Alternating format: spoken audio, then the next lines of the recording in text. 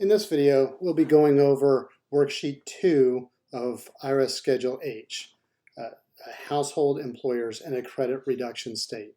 So if you recall, in Worksheet 1, we made an adjusted calculation for the smaller amount of line 19 or line 22.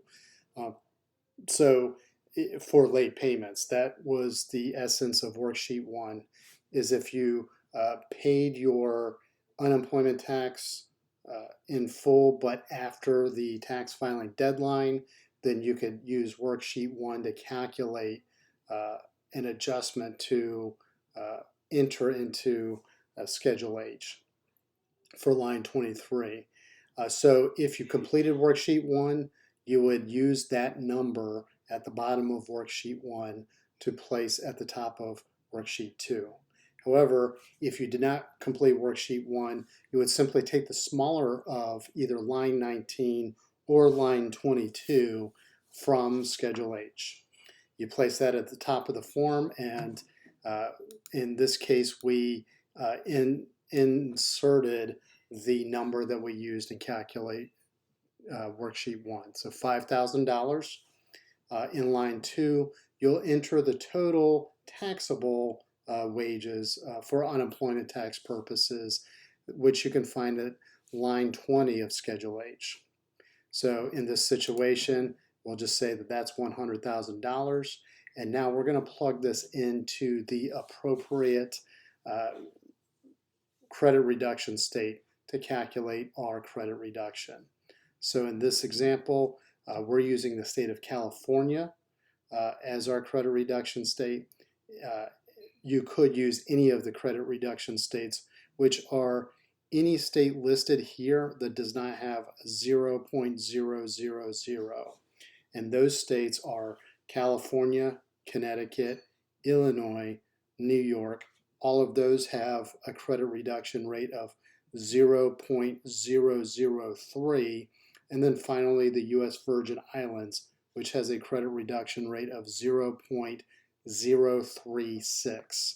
So in this situation, we're using the state of California. We mark that by an X. We enter the total taxable wages here in the taxable wages column.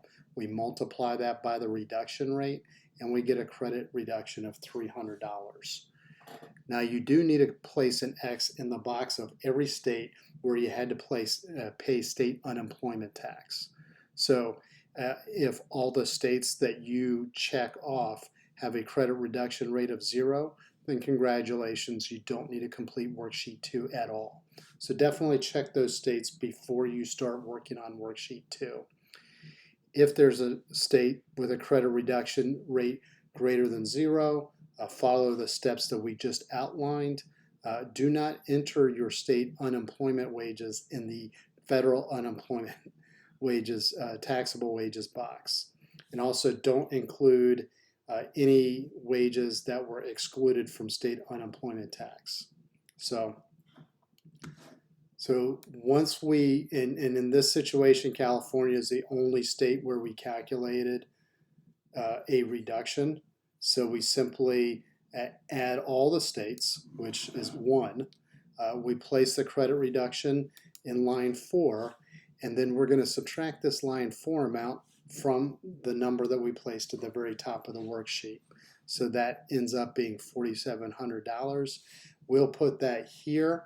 This worksheet we keep in our records in case of an audit, but where it really needs to go is in line 23 of your Schedule H. So we covered this in a little bit more detail in our article, which you can find on our website. You can either click the link in the show notes, or you can go to teachmepersonalfinance.com, type in IRS Schedule H, and you should see our article appear. If you like our articles, please subscribe to our newsletter. And if you like our YouTube videos, please subscribe to our YouTube channel. And if you have any questions or comments, please don't hesitate and post them in the show notes. Thank you very much and have a great day.